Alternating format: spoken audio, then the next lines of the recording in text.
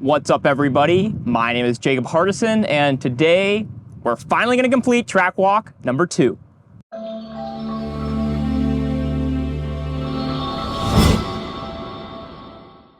So as you guys probably already know, we had our Invitational this past weekend, and originally this track walk was going to go out on Friday morning, but of course the video decided to come out shaky. I tried again yesterday, and it came out shaky again. So we've ditched the tripod altogether, and we are going to get the track walk done.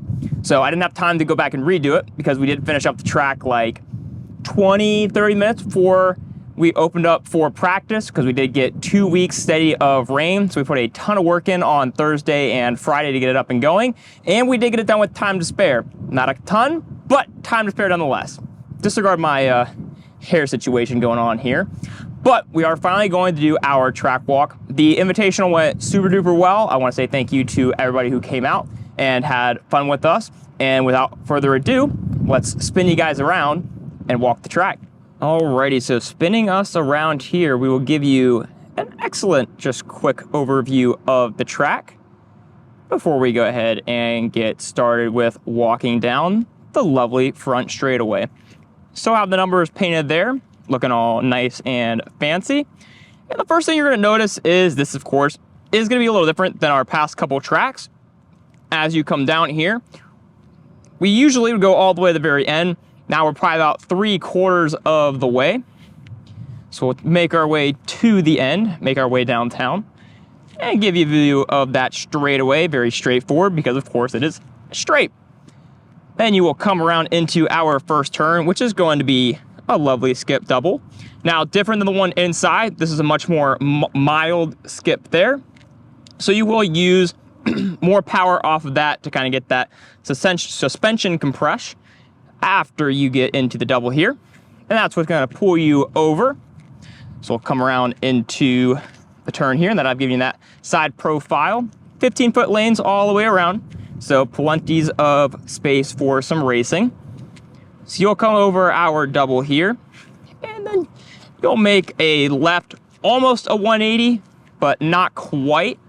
So there's our skip double there, plenty of landing space, and then you'll make that 180. You can see some of that groove still popping through here. Some of it did go away because we did throw some water on the track, had to come up, but like I said, it's still poking through.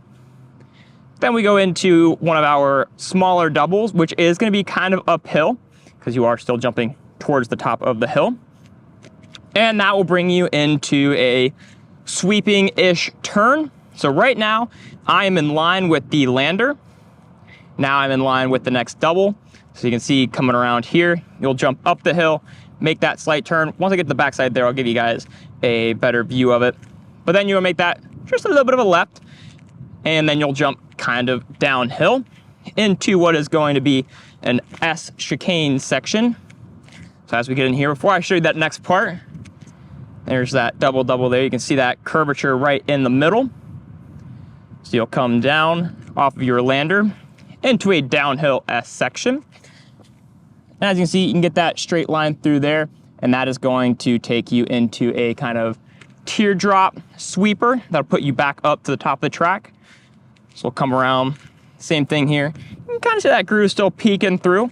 I am going to, at some point, throw up some video during this here that will show you a little bit better the idea of what the groove actually looked like, because it was very, very beautiful. So you'll come into that teardrop sweeper into our left side uphill double. Lots of line variability here. This is the part of the track where you're going to see a lot more variability as we continue on.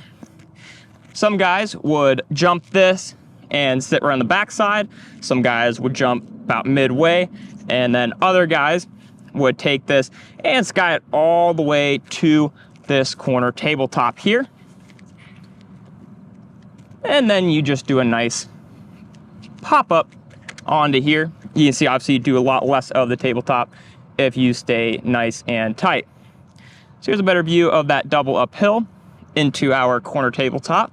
And if you do stay nice and tight on there, we are into another chicane here. This one's going to be from tabletop to tabletop, but it's going to be, you're going to have to give some sort of steering input. And the reason for that is because, of course, this is on a hill. So this whole thing is off camber. So even though you might take a perfectly straight line through there, you are still gonna have to give that a little bit of steering input as you start falling down the hill. In this next table here, another variable line. Some people would jump from here, go right on the backside. Others would full throttle and jump as far down as possible. Come back onto our lane here as we go into a short shoot. So nice little easy zone, get some power down. And then you'll come up to our staircase. And then the variability here, of course, is traditionally, as you would come to the top here, you'd go drop, drop. Early in the practice weekend, we would see some of the in-bike guys actually jump, skip this kind of area of track, and land on what I would call a tank slapper. So a tank slapper staircase, but it was determined as we went throughout the weekend that that was a bit too risky of a line because you didn't get a whole lot of lift. It was just enough. So it was faster, but because the risk factor with it was obviously having to wait for a marshal down here, a lot of guys ended up coming off, just touching the tip here and doing both drops. And then to add some more racing variability, I don't know if you'll be able to see it on the video, but right here in this inside, there is actually a little bit of a lip. That way, if you're on this inside, you have this lip to take the, what is effectively kind of a, maybe it's not the long line, I don't know. But you have that lip there, whereas it's more flat on this side. That way, you can decide which line you want to take, in case you want to set up a pass going into this section here. But as you come into this turn, it'll be a 180 back up the hill. Got a little ski jump roller guy here that you jump just to the inside of that corner there. We'll come around, and this is the section where we actually did have to finish it on that Thursday, Friday after all the rain. So you'll see, because of all the moisture coming out, the clay kind of contracts back together.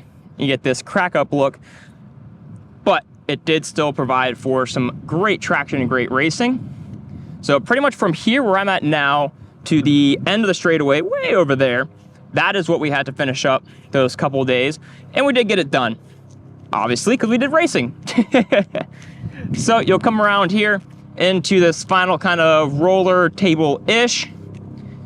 And then you will go ahead and take a zoom down the straightaway. And again, that lovely groove still peeking through just a little bit. And down the straightaway we go. So now that we have completed that, we'll go ahead and move over to our driver stand and pit lane. As you can see, this is a pretty tight angle. We did do that on purpose because I didn't want people just flying into pit lane. Always is not ideal when people can fly up and just jump off the pit lane, potentially hit somebody. So some people did take their time through here. Some people tried to fly through, and it didn't really work out great for the guys that tried to fly through, but they made it in and out nonetheless. So we did add a ton of gravel here. I'll actually back up some. So we went to the end of the driver stand here. We can fit a full Bobcat and probably then some through here. It's all nice, leveled back out, nice and pretty. And then of course, here's our pit lane. Because again, the track was so wet, the dirt is so wet to mess with. This is actually a sharper angle than what we were wanting to do. So this is actually gonna get picked up, and then this whole thing will get raised. That way, the view from the driver's stand continues to improve. And to go along with that, as you probably could tell if you've been here within the past couple of years, is that the pit lane is moved significantly further back to the driver's stand. Everything is parallel to one another, again, to help improve that visibility of the entrance here. So we are going to continue to get things better and better, but we'll actually take a walk down our gravel here. Got some lovely benches, that way you can put your cars in, or you can sit and spectate. And then as we come to this side, you'll see we've got the driveway that actually goes all the way to the curb. That way, if we ever need to come from this side of the Bobcat, we can get through there without doing too much grass destruction. We'll pop up to the top here, take a look at our track. I'll give you the full overview from the driver's stand. And then we'll give you that rundown. So you'll come down the straightaway, nice and powerful, into a 180. You'll skip double, come around into our uphill double, sweep into a downhill-ish double, through the downhill S, through that teardrop, up the hill with that nice double, through the table, chicane, either sky, or kind of float that table into the short chute. Then you will drop, drive back up the hill, and back down over that roller, and down the straightaway. Now, this track is going to hopefully get used a little bit more as long as we continue with this lovely weather. You can see the sun is out up there. We are going to try to do as much of the 8th scale series out here as we can. 10th scale, of course, will still remain inside, but we want to continue to use this lovely track layout that everybody had tons of fun on over this past weekend. So I know it was a little bit later than what was expected, but we finally have a track walk that is ready to go out into the internet, and we hope to see you guys to do some racing soon.